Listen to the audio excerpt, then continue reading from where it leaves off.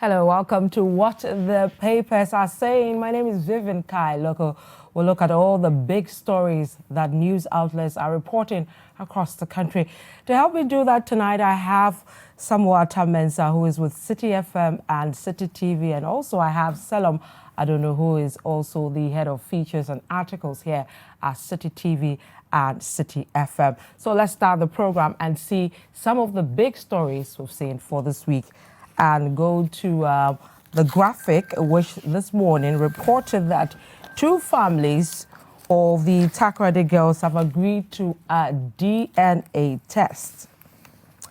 Also, we'll go to citynewsroom.com, and we have other stories on the same topic over there.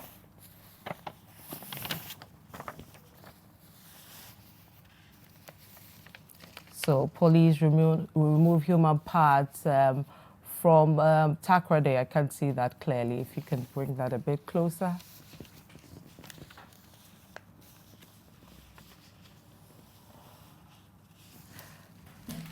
So police retrieve human parts buried behind Takoradi girls, the kidnapper's house.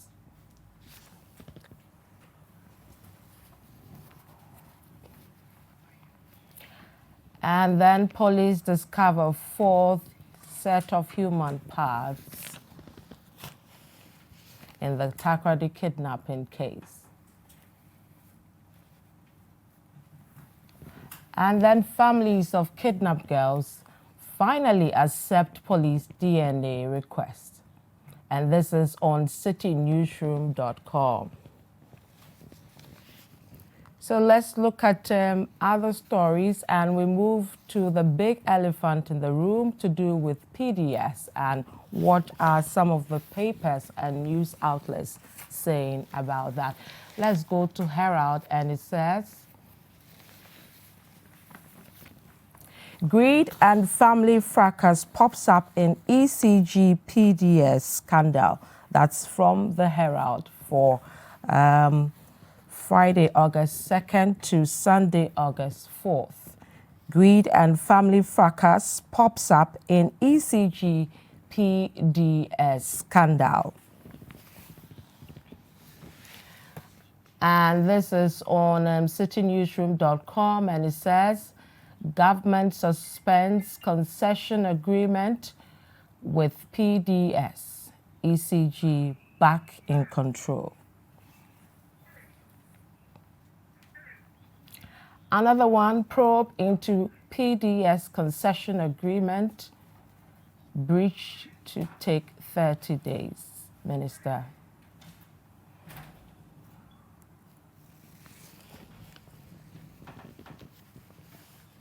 And let's go to our third story for tonight to do with the Ghana Manganese Company and what are the newspapers saying. The Chronicle says Minister GMC in battle of nerves over alleged $356 million tax evasion. Minister GMC in battle of nerves over alleged $365 million tax evasion. Also, Natural Resources Ministry, Manganese Company, to meet over impasse on Friday, which is tomorrow. And so those are the big stories. So, gentlemen, those are the three big stories. We'll start with the Takoradi girls.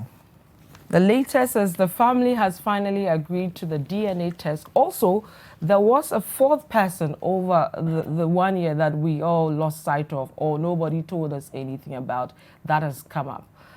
Mr. Attah-Mensah, are you surprised with the latest development? A fourth person, and after going back and forth with authorities over whether they'll have that DNA, they decided to have it. Well, I think it's a story that I don't know whether I should say that is new to us in the media, and it's new within the context of the drama and the ups and downs that we have seen regarding this story. It wouldn't be the first time a kidnapping case has occurred in our country. But I think that this has taken a certain attention nationally. And it also exposes the difficulties in our intelligence gathering and policing as a country. And for me, I see it as a test case for this country. How we are able to, the lessons that we pick from this, how we are able to crack the puzzles regarding this kidnapping issue. And then whether our police is equipped for such occurrences. I think for me that's a critical question, whether they are indeed equipped for such things. Well, they took over a year to even get to where we are today of finding parts that we don't know whether are related to even these 3 girls at all. So that's what I mean by exposing us, you know. I'm not so sure how long it even took the family to report to the police about the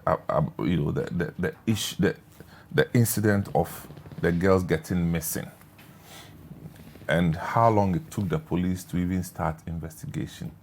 I think these things, when they happen, you are able to put your clues together, and there's a time element in it. If it takes forever to report to the police can only try, and that's what I think is happening, you know, from the contradictions that we have heard in their own statements. Maybe the pressure from the public and the media and the unflinching attention that it has received is also causing the police sleepless nights. And so maybe in the last 2 months, I think they have had to up their game to make sure that they bring this matter to a conclusion. So this is where this is where I stand. It's a difficult one for us as a nation, and a difficult one for the families. But I am hoping that we can draw some lessons from this. Right. We can draw some lessons from. I mean, granted, it happened with the Canadian girls, and it took just over a week to find those girls.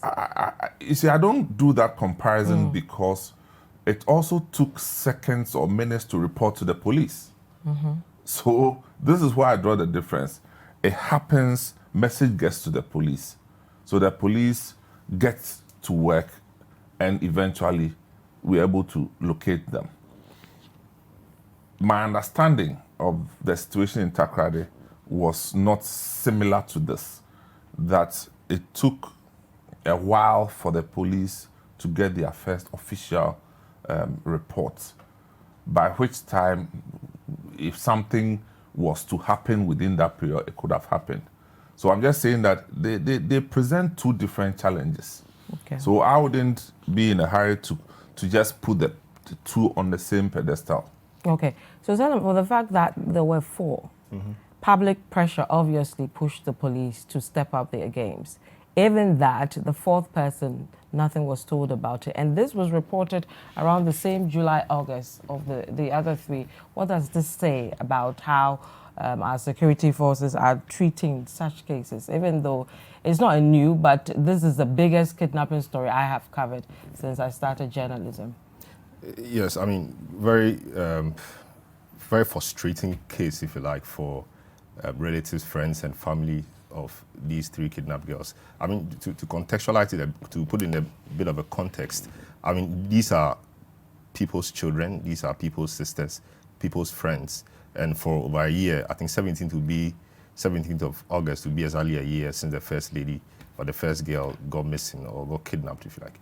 You know, and for about a year, I mean, you go to bed as parents and as friends and as relatives. You don't know where your people are, and 8 months for the other ones. You don't know where they are. You don't know what they are eating. You don't know where they are sleeping, and they are girls. You don't know if they are still whole. You don't know whether they are become sex slaves. You don't know exactly what is happening to them. And so I feel the pain of the families, especially going to bed at night, not being sure where your child is. I mean, one of the things I know as a parent is every time you go into bed, you want to satisfy yourself that your children are well and safe, and that, you know, by God's grace, you wake up tomorrow to see yourselves. In this case, these parents don't have the luxury of that, and I think it's disappointing. The talk about the fourth girl, which should actually be the first girl, maybe.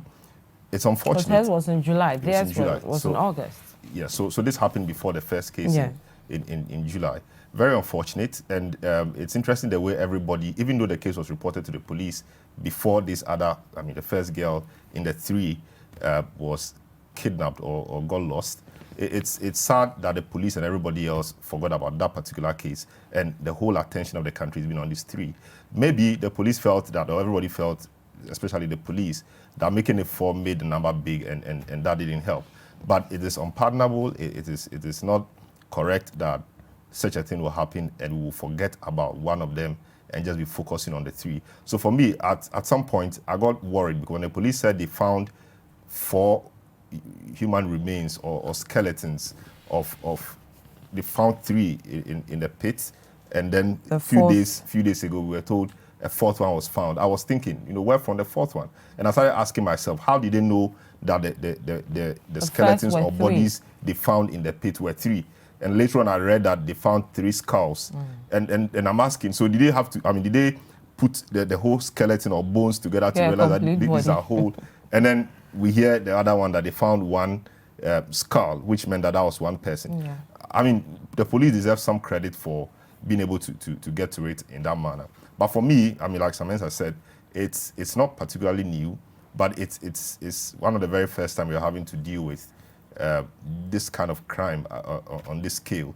3 people getting missing at the same time, the media attention, the families are relentless, civil society and a lot of people continuously piling pressure on the police, and the whole thing, you know, almost becoming a political issue. I remember during the State of the Nation address when the president couldn't mention the case, a lot of people came out to say, was it because, you know, leadership didn't care about them, etc.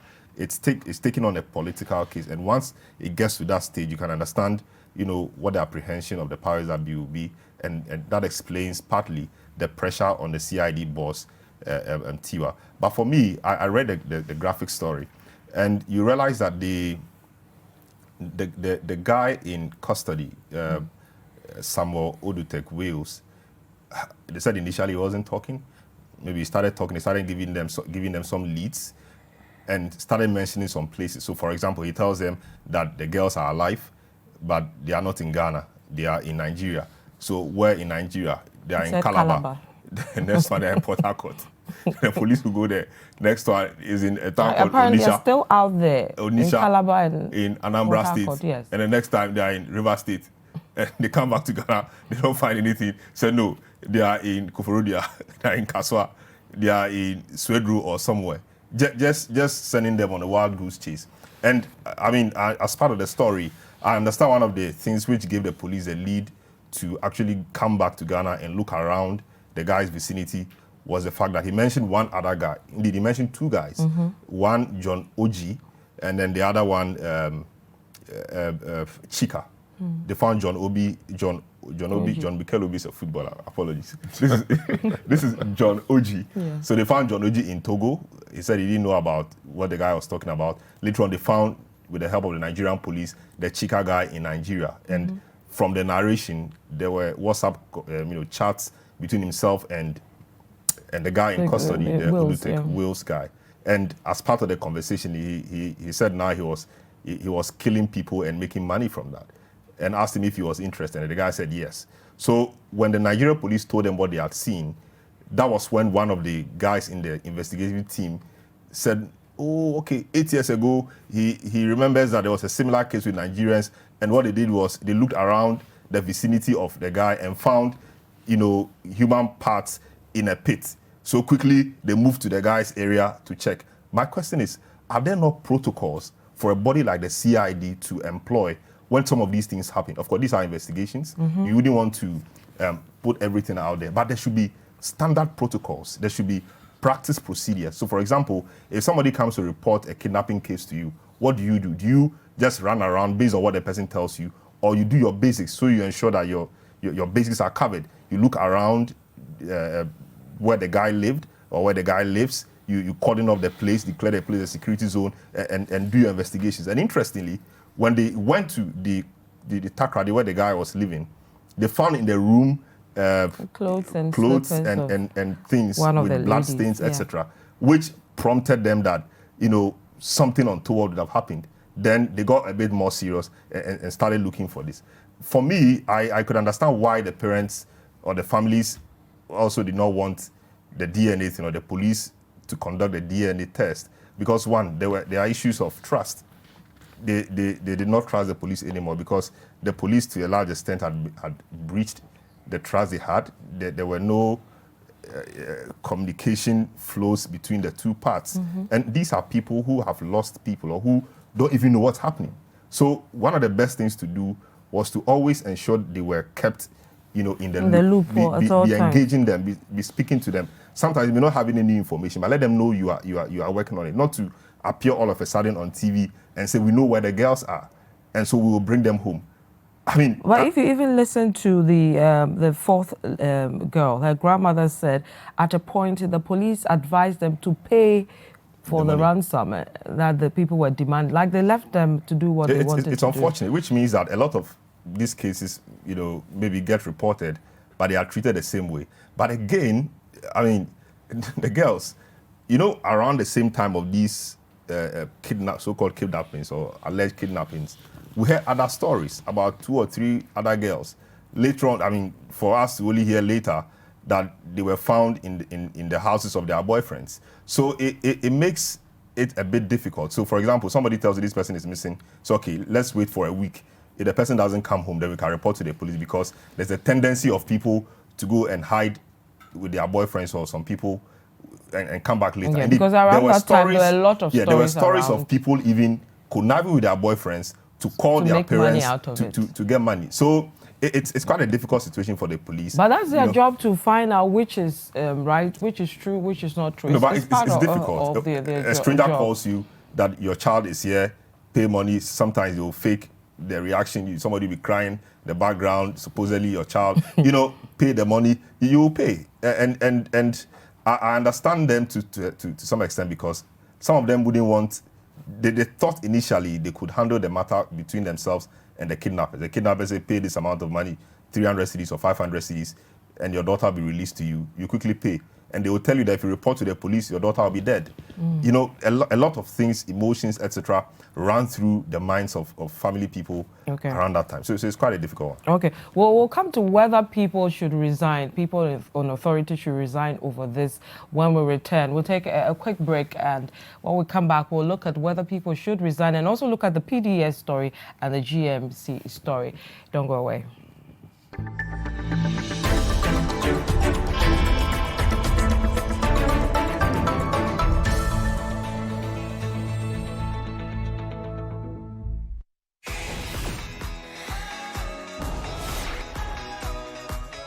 For the best prices of all your food stuff across major markets in Ghana, watch Goodbye on City TV. So today we are at the Adonoo market here at Adabraka in Accra. We are right here at the night market inside Legon, the University of Ghana. The new Mandela market here at Ashaiman, the underbridge to be precise. A 30-minute show that will answer all your questions on where to buy what for your home. Goodbye airs every Friday at 10 a.m.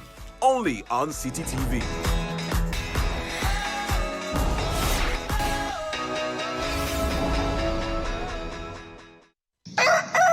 We spice up your mornings with culturally enriched conversations, social interviews, and policy-oriented discussions that will keep you updated on the progress of the nation. Let your voice be heard with the hashtag #BreakfastDaily. It's actually a good thing and healthy to be okay in your own skin. Not because you don't have the options, but it's also healthy to be able to say, listen, I'm going to the movies by myself. I'm going to the restaurant by myself. Join us for Breakfast Daily, only on City TV. Join the Breakfast Daily team Monday through Fridays from 7:30 a.m. to 10.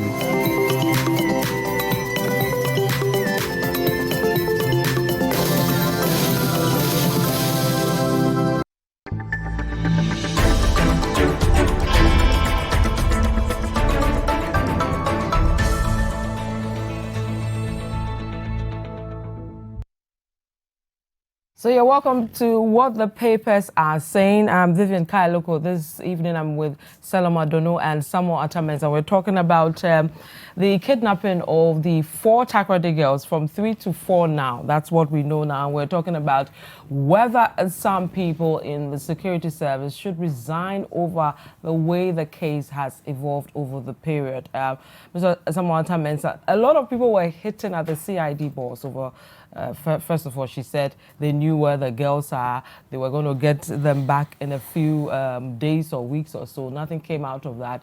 Now we're finding remains. There's still a DNA test to be done and all that. Should heads roll over this, over how they've treated this? Well, I think that, again, we are seeing a complex situation. And it's a situation that we haven't encountered before as a country. And I'm talking about the magnitude and the degree of interest and attention that it has been given. And so it puts the whole system of policing to a real test. Now, I ask, so have they passed or they have failed? They have difficulty in telling us the full story. I'll just quickly liken the situation to something that happened in 2003. The British girl that got missing in Portugal. Yes, yes. Madeleine McCann. Yes, yes, McCann. I mean, is the most heavily reported missing girl case, if you like. And from 2003 till now, she's not been found. And so I'm just making the point that these things do happen. But Selorm made the point, what are the protocols? What are the systems in place? For me, this shows that we do not have a system in place which can adequately deal with some of these insecurities in our system. You know, so you'll be in luck to be found. Because one, Ghana people don't give information to the police. Yes. And that's a big issue. Elsewhere, something happens, police cordons off the place, rounds off the place, people volunteer real information. It doesn't happen this way. And police are not magicians. But they also have not showed the nation, the mettle, that, look, we are on top of this situation. Now, the contradiction that came from the CID boss, her own statement is what brought attention to her, in my estimation. And so, saying on national television that you know where the missing girls are, for me, it's a big problem. Maybe they could have explained what they meant by that. Because I know that there were regular and frequent exchanges between the Ghana police and the Nigerian police. Okay, so it may well mean that she meant to say that, look, we know they are in Nigeria. We are trying to zero in on the exact location. Indeed, if Ghana policeman goes to Nigeria, it doesn't mean that he is the one going to physically go around looking for the girls. He doesn't even know the area. Of course, and he himself may end up being abducted. You know what I'm saying? So you would need the help of the Nigerian police and, at some level Interpol or, for whatever level of crime. So it was a contradiction that I thought the police could have done a better job at. Now you ask the question, should heads roll? And I see that for every policy, such occasions bring us an opportunity to test the effectiveness of the policy or for a structure or system. And by this time, I would have expected that the police would have made changes. I'm not talking about resignation. No, it's not resignation. That the police as an institution should be making changes by now. Because from when it started till now, everything proves that they do not have what it takes to get the job done as expected of the citizenry. But there are police people here in Ghana who have talents and giftings that they have not been given opportunity. So I'm just saying that there should be changes. And I'm not even calling for CID boss. It's the whole thing about CID boss thing makes it too, yes, it personalizes it. But I'm just saying that the buck stops with the IGP, not the CID boss. But operationally, there's a regional commander. Nobody is mentioning the regional commander. On day-to-day basis, who is in charge? I'm not so sure if it is the CID boss. But you see, the moment we start pushing, we trivialize the whole thing. Okay. And I'm just saying that, yes, there has to be changes, and changes at all sectors of the police so that they can learn their lessons from what has happened. Because from what we are seeing, there's nothing that shows that this is the end of it.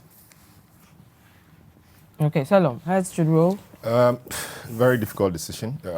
Question, I guess. And it's a very difficult place for the CID boss as we speak, because it appears some inroads have been made in respect of the retrieval of the human parts. Two outcomes may come up, or two outcomes are certain to come up. One, if the bodies or the remains happen to be those of the girls, one, it brings closure to the families. No matter, though very painful, but at least it gives them some closure, and they know they are to move on. Number two, it turns the heat back on the CID boss, and questions the fact that, she lacked the tact and wisdom to speak on the matter in the manner she did. So the heat certainly turns back on her. And the fact that it will appear, like Samen said, that our intelligence bodies, the CID in this case, does not have the wherewithal, the intellectual and intellectual strength and skill to deal with matters like this. So it's a very difficult situation. If it also happens that after the tests, it comes out that it didn't match, the DNA tests didn't match those of the families. That's an even bigger problem. It's a bigger problem, because then it will We mean are in that trouble. there are so many things that happen in the country yes. that the police. We should start searching all the manholes around. Check your backyard. So in that case, it restores hope to the families, and they may think that they'll find them eventually. But for the public or the populace, it makes the system. It makes all of us sit on tenterhooks, because nobody knows what's happening. Because if these things can be happening, and these are not even the girls we are looking for, then it's a big problem. It's a big problem. It's really a big problem. I was listening to the head of department for the forensic science unit at the University of Cape Coast, and he made a point that they train the police sometimes on crime scene, evidence gathering, etc. And he said they train them about 2 hours. Give police 2 hours training on this. And he said that in recent times, they've increased that to train them 2 hours for 2 weeks to 6 weeks. So from 2 hours to, you go there for two days for training, 2 hours on the course, for 2 days. It's quite inadequate in that sense to them. But now, because of the recent happenings, they've increased that from 2 weeks. From that 2 hours to 2 weeks, between 2 weeks and 6 weeks. It goes to buttress the point that these are new things coming up, though not very new. But we are now seeing them, or they are staring us in the face, more frontally now. And it means that we must equip our police people to deal with these matters better. Else, we will all be in trouble. Okay. Has to roll, like Samen says, changes should occur, but I don't think the CID boss should resign necessarily. But it clearly shows that the current people in the various or specific positions do not have what it takes to deal with this. Let's make some rearrangements, as the police have always done. They've always done reshuffles. Whenever something serious happens, the only thing you can be assured of is that the police will do reshuffles, and it ends there. Let's see another reshuffle and see how it goes. Okay, so we'll move to the other story, another big one. It's been running for, I think, about 2 weeks now. I'm not sure it will go away anytime soon. That's the PDS issue. This evening, media released a statement. A lot of people were wondering why they were not speaking on the issue. They released a statement this evening. Let me go to the City Newsroom and pick what they reported on that matter. It says, PDS concession fiasco, an unfortunate setback. That's the media. It says, the Millennium Development Authority has welcomed investigations into the Power Distribution Services concession fiasco, describing the issue as an unfortunate setback. MIDA, in a statement, explained that each step of the ECG PSP transaction process prior to the handover of ECG's distribution business and assets to PDS was subjected to careful scrutiny and various stakeholder approvals. Quote, these involved several documents submitted as requirements for the transaction process. In line with best practice in international business transactions, all documents submitted as part of the transaction were accepted on the basis of good faith and presumption in law as to their validity, the statement added. So, media appears has finally spoken on the matter. They said this thing went through the right process and all that. But, Selorm, what do we know about this PDS issue? A lot of angles have come on this story. Some on who is the shareholder. I mean, if you look at the Herald, for example, the headline says, greed and family fracas pops up in ECG PDS scandal. And so many angles and arms to this story. What do we know before we bring in some message to this? Well, I mean, that's quite a big question. I mean, the PDS matter has been the biggest news, you know, in the last 2 weeks. And indeed, when the news broke that evening, a lot of people thought it was a red herring that people threw in to divert attention from the finance minister's mid-year budget review statement, but it's turned out to be even a bigger story than the budget, and it's a conundrum. The PDS. So this is what happened. The energy sector or government, you know, in the middle of the 1990s, 1993, 94, thereabout, decided to undertake what they called a power sector review program, and one of the key things they tried to do with that was to bring in private sector participation to inject efficiency, etc., into the various agencies that were concerned with power generation and distribution. So through that arrangement, we had Gridco later on coming on as a full institution or a full company. And so over the years, they realized that the distribution aspect of things was problematic. Mm-hmm. So in George Bush's time, the Americans decided to show some goodness to the African continent. So they introduced what they call the MCA through the Millennium Challenge Corporation, the MCC. Yeah. So through that, I mean, certain countries which met certain criteria got some money. I think there was a famous quote by Sheikh Isikwe, the money is big. Was it 447 or something million dollars at the time? And so that particular compact, which is the Compact 1, was a grant of a kind, and part of that was used in constructing the George Bush motorway, and parts of that money also went into other things like agriculture, etc. So Ghana appeared to have done well in that respect. When Obama came, he wanted to help Africa, and his thinking was that for Africa to do well or to do better, they needed to industrialize, and you can't industrialize without power. Mm-hmm. So he introduced the Africa Power Project, also, I think that's the name. And so Ghana qualified again, and the money in that sense was dedicated to the energy sector. So Ghana now had to decide where it wanted that money to be used. And so it goes back to the old power sector reform program thing, and they decided that the distribution, you know, aspect of the power mix was problematic. So they will use that money to improve that side. So it spawned this whole concession agreement, etc. So it happened that there was a concession agreement, and the MIDA, which is the institution set up by government to deal with the MCA matters, you know, was brought in again as the real implementing agency. And so they started a process. Eventually, I mean, fast forward, eventually the government of the day said, okay, we wanted 20% local content, and the rest maybe could be foreign, for the management of the ECG portfolio.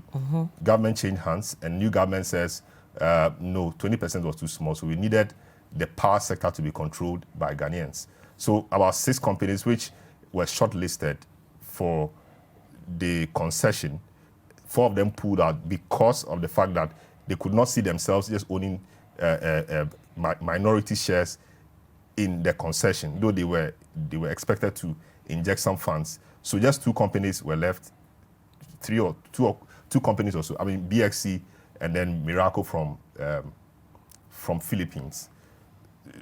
BXC was eventually disqualified for some conflict of interest reasons. They contested in the court but lost. And so we had Miracle.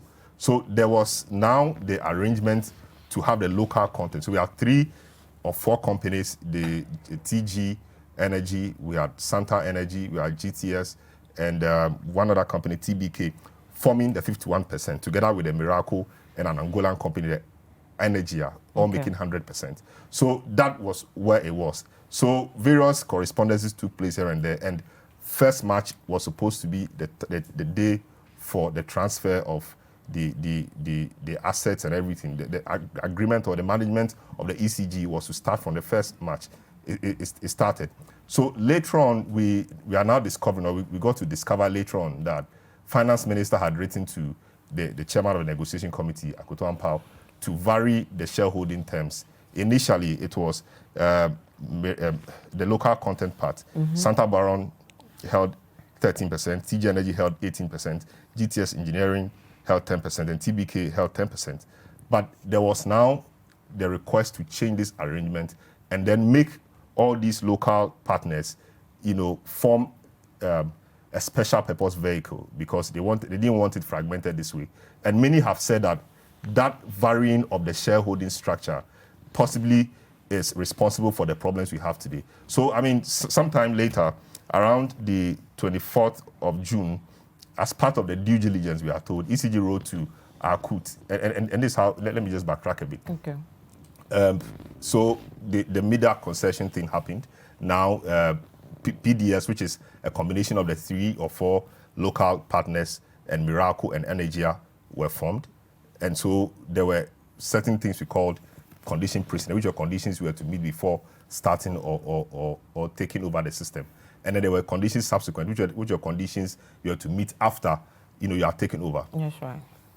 And there's even confusion. Over 26 conditions, right? Yes. And they had met about 16. Yes, and there's even now confusion whether the matter of the demand guarantee, which has become so critical, was condition precedent or condition subsequent. Because the information minister and the energy minister are standing on different sides as far as that is concerned. So there was a need for a demand guarantee. And what it meant was that you were coming to manage that. They needed some form of guarantee so that when you default, they fall on maybe the bank or the insurance company to pay up. Yeah.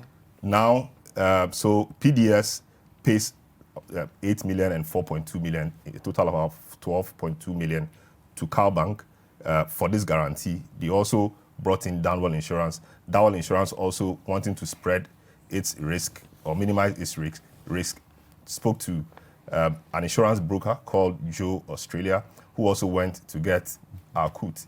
So on the 24th of June, ECG, as part of their due diligence, they wrote to Akut Energy to authenticate the demand guarantee, issuance or letter written from that company to them earlier, only for Akut to say the person who committed the company in that instance wasn't the right person to do so.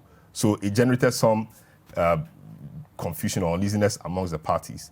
Later on, they wrote back again to say they had discontinued or cancelled the arrangement. So it now brought out the question whether, if you say it was not valid and so was smart or fraud, how then do you come back to say it's been cancelled? What do you cancel? Something which does not exist? So it raised a lot of issues. But you see, that's the thing.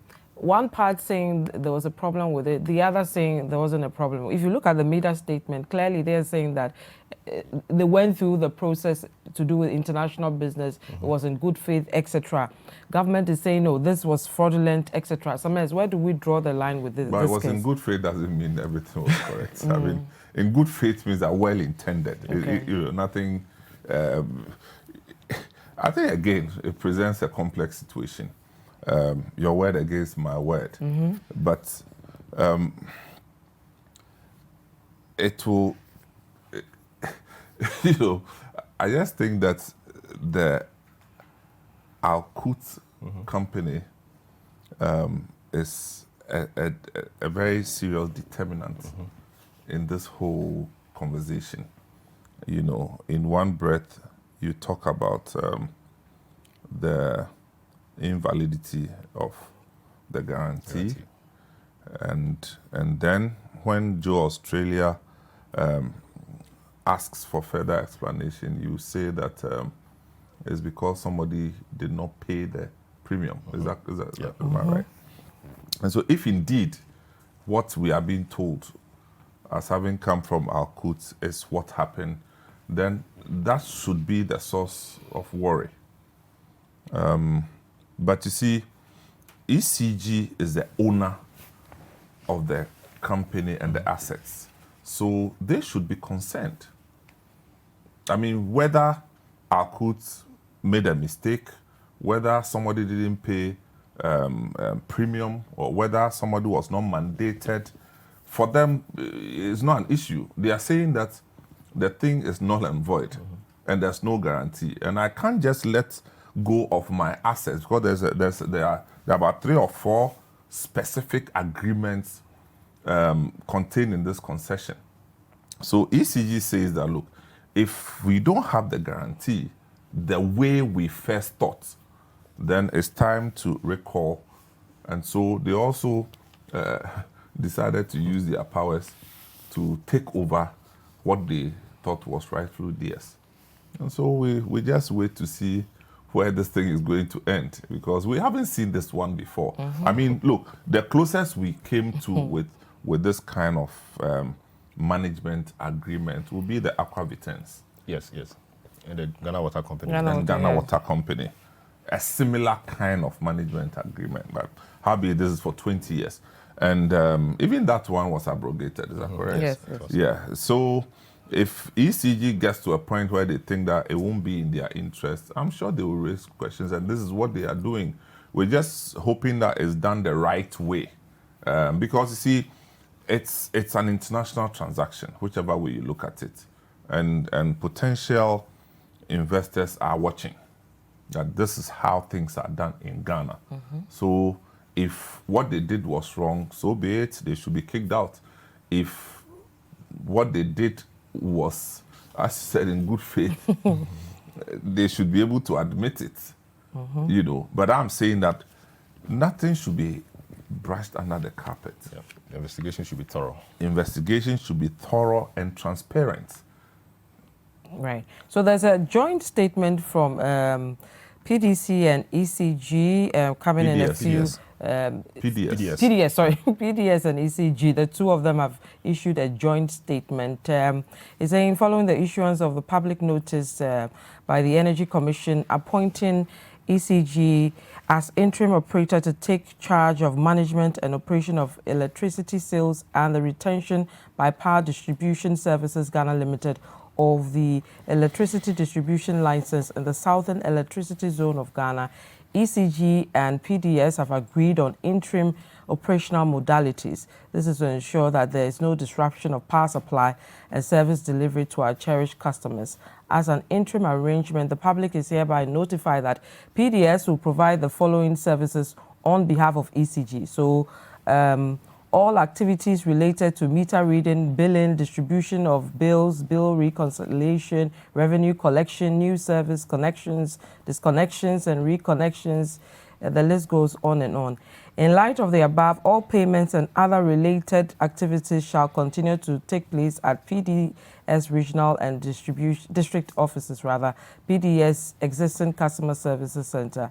PDS licensed vending stations, and PDS operated cash points and banks. All checks shall be issued in the name of Power Distribution Services Ghana Limited. It appears back to the activities, back to PDS. Yes, I think it's a good it's a good communication. It's no. What I'm not getting this bit. Back to PDS means what? Back to ECG days, I think she meant. No, but back to PDS is still on behalf of ECG. PDS will be doing the work. But nothing was taken from PDS.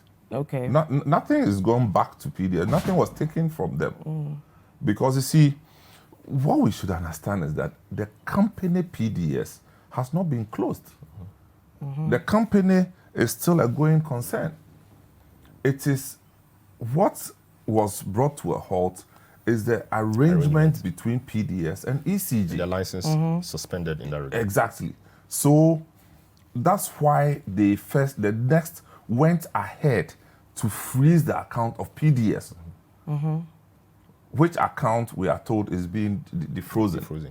Now, it's being defrozen in a controlled manner. Okay. Because it comes with certain conditions under which they can withdraw money, who supervises it, and everything is being done with the collaboration of ECG now. Okay. Now, I think what also came up was the assets, the management of the assets, which they were instructed to hand over to back to ECG, which I understand that PDS is also contesting. Yeah. You know, so as far as we know, PDS, nothing has been taken from them physically yet. Cessation of the arrangements and agreements, and we are told that within 30 days they will come to a final determination of their relationship. The last time Katie Hammond was here on Point of View, he was very emphatic that on the matter. He didn't think that PDS will come back. Maybe he knows something we don't know. We don't know, yeah. But you know, if the issue of the demand guarantee is not resolved, then there's no way they will come back. Okay, so you're watching what the papers are saying. We'll take a break, and then when I come back, I'll read your messages, and then we'll also look at the GMC battle with the Minister of Mines. Don't go away.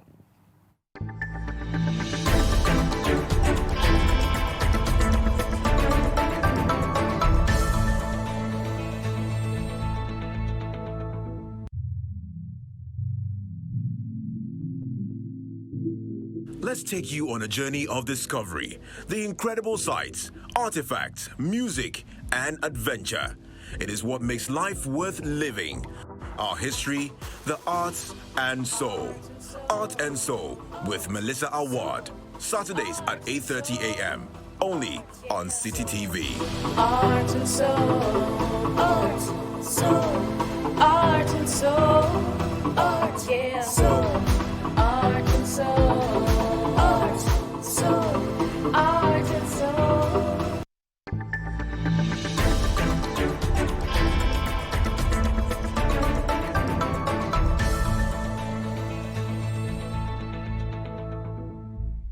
Yeah, welcome back to What the Papers Are Saying. My name is Vivian Kai Lokko. I'm doing this with Selorm, Adonoo, and Samuel Attah-Mensah. Let me take some of the messages you have sent to us with regards to some of the issues we have been discussing. And Yao Ej Labi says, problems must be tackled from the roots. As a nation, we have to enforce our laws. Why are these foreign criminals having a field day in our country?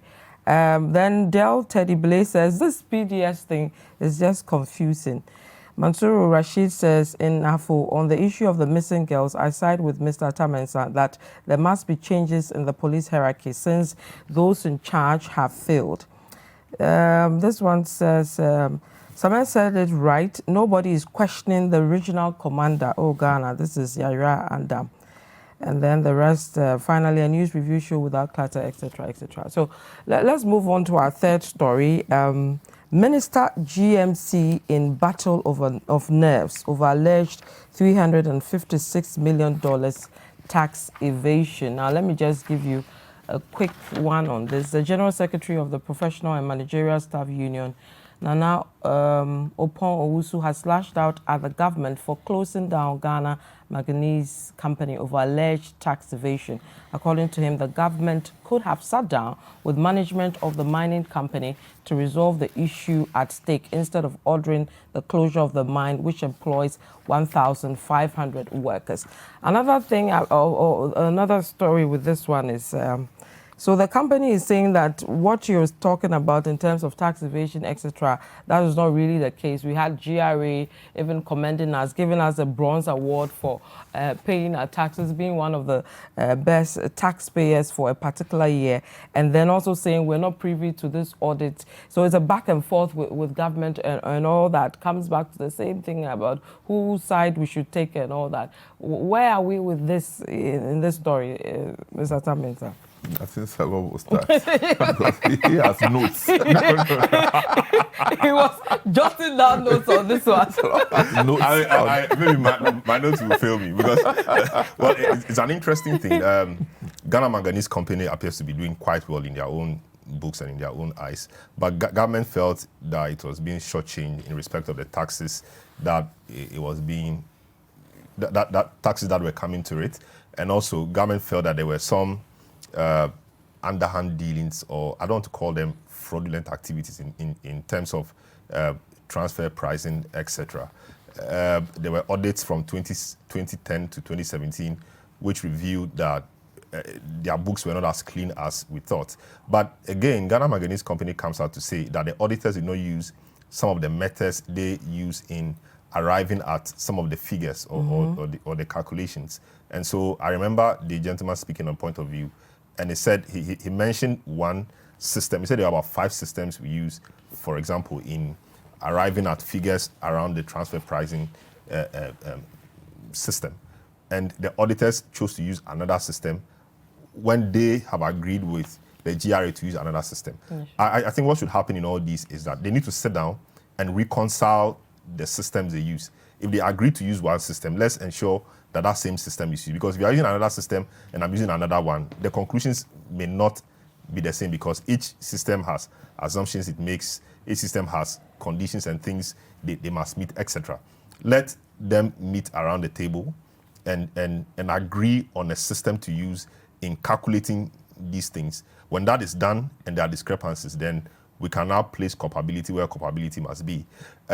Again, I don't think shutting down the company is the right thing to do right now. Of course, you may say the company is bleeding, government is losing money, so why don't you close it down? There are about 900 direct workers, and I hear about 1,005 direct and indirect workers. And there is a whole village they have developed, working with the company.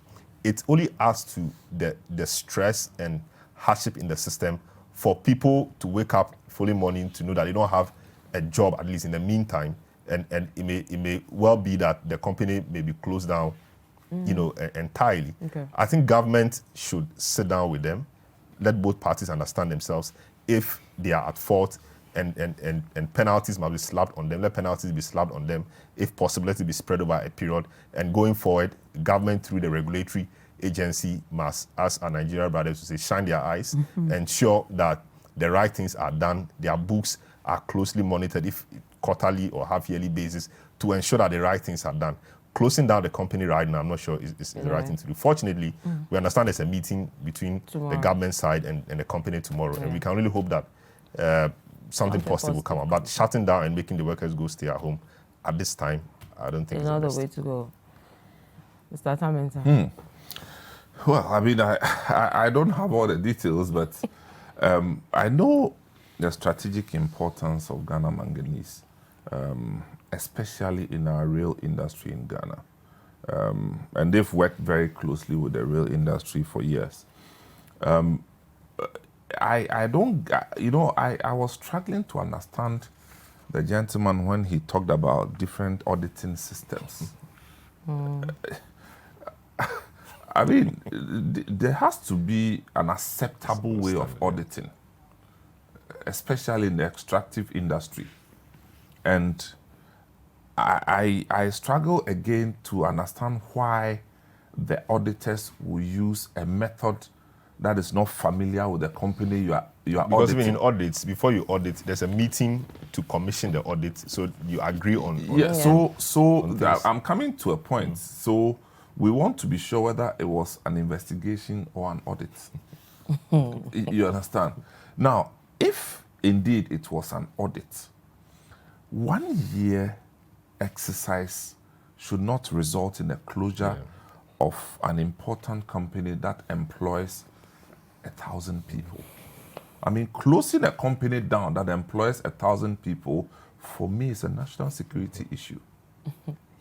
I mean, the solution, I'm not sure, lies in let's close it down. It is, let's get maybe another company to come in and help us, retrieve whichever monies have been lost to the state. If some punitive measures will have to, but closing it down means a serious loss to the country. And 1,000 people go and sit at home not knowing what, it adds to the misery. And I think that it's well in place that they are having a meeting, and we hope that something more positive comes out of this. So that, and again, once again, it gives us opportunities to learn. And other companies in the extractive industries should also learn from this. Okay. There's so much to learn from today's discussion. We have From kidnapping to PDS to Ghana Manganese. It's a learning Because stream. the regulator sits down and the industry people take a leap and go ahead, and regulator chases them, after them. And then, it's always like that. Well, it's a wild goose chase. Gentlemen, we have to leave it here. Our time It's is up. curious though why GR will be awarding them Bonds when they for were compliance. evading tax all this time, but we have to leave it there. We'll leave it What they said, for they never everybody. evaded any taxes. Well, so that's it for the first edition of What the Papers Are Saying. I did this with Attah-Mensah, with City TV and City FM, as well as Selorm Adonoo. He's the head of features and articles for City FM and City TV. My name is Vivian Kai Lokko. We'll see you on Thursday next week. Thank you so much for joining us. Goodbye.